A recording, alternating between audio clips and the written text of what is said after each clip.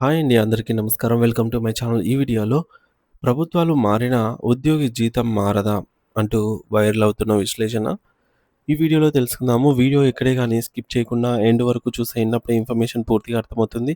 అలాగే వీడియో చూస్తున్న ప్రతి ఒక్కరు వీడియోకి లైక్ చేయండి ఫ్రెండ్స్.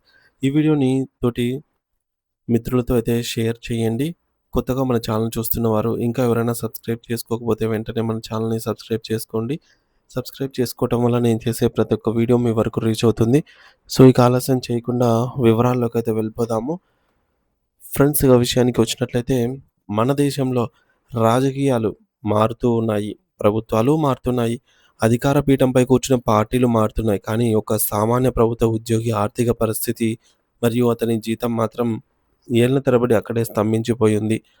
ఇది కేవలం నెలాఖరున వచ్చే జీతం ఆలస్యం అవ్వడం గురించి మాత్రమే కాదండి.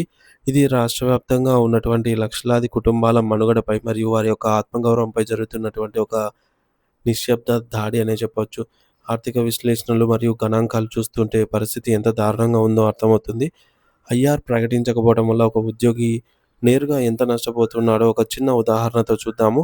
ఒక ఉద్యోగి యొక్క బేసిక్ పే రూ. 60,000 అనుకుంటే అతనికి రావాల్సినటువంటి 25% ఐఆర్ అంటే నెలకు 15,000 అంటే ఏడాదికి అక్షరాల రూ. 1,80,000 ఆ ఉద్యోగి జేబు నుండి ప్రభుత్వం లాగేసుకున్నట్లే. సో, తెలంగాణ రాష్ట్రంలో దాదాపు 4,50,000 మంది ప్రభుత్వ ఉద్యోగులు మరియు 2.5 లక్షల మంది పెన్షనర్లు ఉన్నారు. అంటే దాదాపు మొత్తం 7 లక్షల మంది పైన ఈ యొక్క ప్రభావం అయితే పడుతుంది. ఒక్క ఏడాది ఐఆర్ ఆలస్యమైతే 7 లక్షల మంది కలిపి మొత్తం 12,600 కోట్ల రూపాయల ఆర్థిక నష్టం జరుగుతుంది. ఇది సామాన్య ఉద్యోగుల కష్టార్జితాన్ని ప్రభుత్వం తన దగ్గరే అక్రమంగా ఉంచుకోవడమే అవుతుంది. అయితే ఈ యొక్క నష్టం కేవలం ప్రభుత్వానికి మాత్రమే పరిమితం కాదండి. సో, దీనివల్ల కలిగే కాంపౌండ్ ఎఫెక్ట్ అత్యంత ప్రమాదకరమైనది. సాధారణంగా ప్రతి 5 సంవత్సరాలకు ఒకసారి పీఆర్సీ ద్వారా బేసిక్ పే పెరగాలి. కానీ అది ఆగిపోవటం వల్ల మొత్తం జీతభత్యాల వ్యవస్థపైనే కుప్పకూలిపోతుంది. సో, కొత్త బేసిక్ పే పెరిగితేనే దాని మీద పెరిగే డీఏ కూడా ఎక్కువగా ఉంటుంది. ఉదాహరణకు రూ. 60,000 బేసిక్ పే మీద 4% అంటే రూ. 2,400 అయితే అవుతుంది. అదే పీఆర్సీ బేసిక్ వచ్చిన తర్వాత రూ. 75,000 బేసిక్ అవుతుంది. 75,000 మీద 4% అంటే అది దాదాపు రూ. 3,000కు వస్తుందన్నమాట. అంటే ప్రతి 6 నెలలకు ఒకసారి ఉద్యోగికి కనీసం రూ. 600 చొప్పున ఇది నష్టపోతున్నారన్నమాట. ఇది అతని జీవితకాలం మొత్తం మీద భారీగా నష్టమైతే నష్టంగా మారుతుంది. దీని ప్రభావం అనేది రిటైర్మెంట్ మీద ఇంకా ఎక్కువగా అయితే ఉంటుంది. పదవీ విరమణ చేసే ముందు చివరి 10 నెలల సగటు బేసిక్ పే మీద 50% పెన్షన్ అయితే నిర్ణయిస్తారు. పీఆర్సీ లేకుండా రిటైర్ అయితే గనక రీసెంట్‌గా కొందరు రిటైర్ అయ్యారు. ఆ విధంగా రిటైర్ అయిన వారికి ఉద్యోగికి నెలకు 5,000 నుంచి రూ. 10,000 తక్కువగా అయితే పెన్షన్ రూపంలో తీసుకుంటారు. 25 ఏళ్ల పెన్షన్ కాల వ్యవధిలో ఇది 15,00,000 నుంచి 30,00,000 వరకు భారీ నష్టాన్ని కలిగిస్తుంది. ఇక అదనపు గ్రాట్యుటీ 300 రోజుల లీవ్ ఎన్‌క్యాష్‌మెంట్ వంటి వాటిలో కూడా బేసిక్ పే పెరగకపోవడం వల్ల మరొక 3,00,000 వరకు కూడా నష్టం వాటిల్లుతుంది. ఈ మేరకు పీఎఫ్‌లో ఎంప్లాయర్ కాంట్రిబ్యూషన్ కూడా బేసిక్ పే మీద ఆధారపడి ఉంటుంది. కాబట్టి చక్రవడ్డీతో కలిపి రిటైర్మెంట్ కార్పస్ అనేది లక్షల్లో తగ్గిపోతుంది.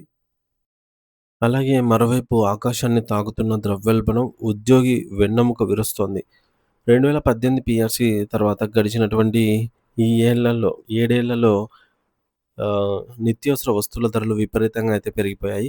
అప్పుడు రూ. 25 ఉన్న కిలో బియ్యం ఇప్పుడు రూ. 60కు చేరింది. అంటే దాదాపు 140% పెరుగుదల కనిపిస్తోంది.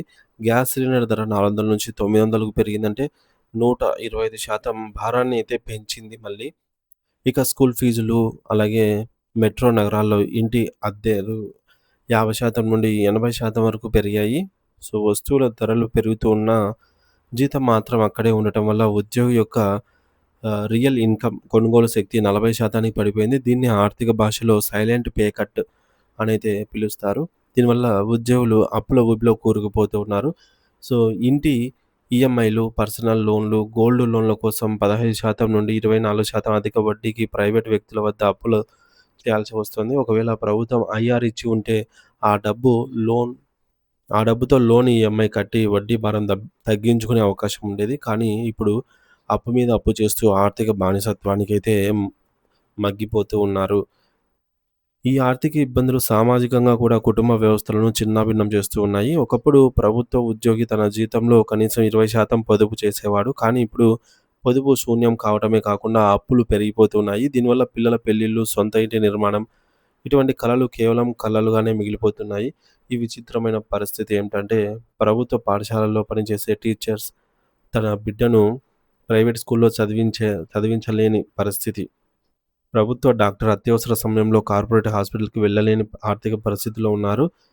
ప్రభుత్వ సేవకుడే ప్రభుత్వ సేవలకు నోచుకోలేకపోవడం అనేది ఒక సామాజిక విషాదము.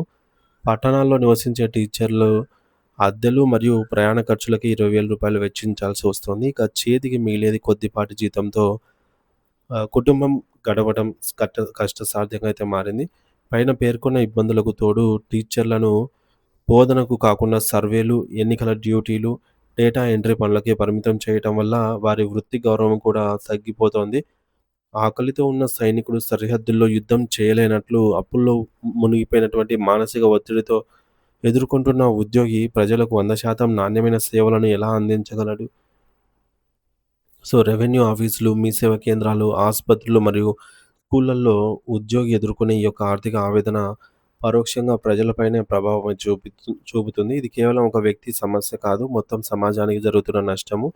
2018లో రిటైర్ అయిన ఉద్యోగికి, 2026లో రిటైర్ అయ్యే ఉద్యోగికి మధ్య ఒకే క్యాడర్ మరియు ఒకే సర్వీస్ ఉన్నప్పటికీ పీఆర్సీ ఆలస్యం వల్ల దాదాపు రూ. 20,00,000 వ్యత్యాసం రావటం అనేది తరాల మధ్య జరుగుతున్న ఆర్థిక అన్యాయము. ప్రభుత్వాలు ఖజానా ఖాళీ అని చెబుతున్నప్పటికీ ఉచిత పథకాలకు మరియు సంక్షేమానికి వేల కోట్ల రూపాయలు ఖర్చు చేయగలుగుతున్నారు. కార్పొరేట్ రాయితీలను లక్షల కోట్లలో మాఫీ చేయగలుగుతున్నాయి. కానీ వ్యవస్థకు వెన్నెముకగా ఉన్న ఉద్యోగి జీతం దగ్గరకొచ్చేసరికి మాత్రం భారం అనైతే సాకులు చెప్పడం ద్వంద్వ విధానము.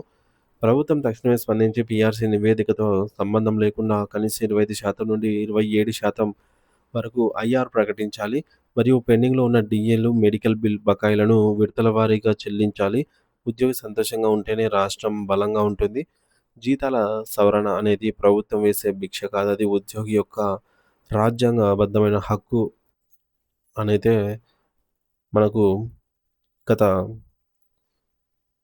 సుప్రీం కోర్టే పేర్కొందనమాట. ఇక భారీ ఆర్థిక నష్టం. ఫ్రెండ్స్ ముఖ్యాంశాలు చూసుకున్నట్లయితే ఐఆర్ ఆలస్యం కావడం వల్ల ప్రతి ఉద్యోగికి కనీసం రూ. 1,80,000 ప్రయాణం అనేది నష్టపోతూ ఉన్నారు. రాష్ట్ర వ్యాప్తంగా చూసుకున్నట్లయితే రూ. 12,600,00,00,000 భారీ నష్టమైతే వాటిల్లుతోంది అందరికీ అన్నమాట. ఇక రిటైర్మెంట్ దెబ్బ. పీఆర్సీ రాకుండా రిటైర్ అయితే గనక వారికి చాలా తక్కువ పెన్షన్‌లు అయితే వస్తూ ఉన్నాయన్నమాట. కొనుగోలు శక్తి పతనము. సో, పెరుగుతున్న ధరలకు అనుగుణంగా డీఏలు, పీఆర్సీలు సవరించకపోవటం వల్ల ఈ మేరకు కొనుగోలు శక్తి తగ్గిపోతోంది. అప్పుల ఊబి. సరైన సమయానికి ఐఆర్ ఇవన్నీ ఇవ్వకపోవడం వల్ల బయట అధిక వడ్డీలకు డబ్బులు తీసుకొని భారీగా నష్టపోతూ ఉన్నారు. వృత్తిపరమైన ఒత్తిడి. బోధనేతర మరియు ఇతర ఆర్థిక ఇబ్బందుల వల్ల టీచర్లు, డాక్టర్లు మానసిక ఒత్తిడికి గురై సేవల నాణ్యత తగ్గిపోతోంది. సో, ఈ విధంగా సంక్షేమ పథకాలకు వేల కోట్లు ఇస్తూ ఉద్యోగి జీతం వరకు వచ్చేసరికి ఖజానా ఖాళీ అనటం ప్రభుత్వానికి సరికాదు అని జెప్పేసి ఉద్యోగ పెన్షనర్స్ అయితే ప్రభుత్వానికి విన్నవించుకోవడం జరిగింది.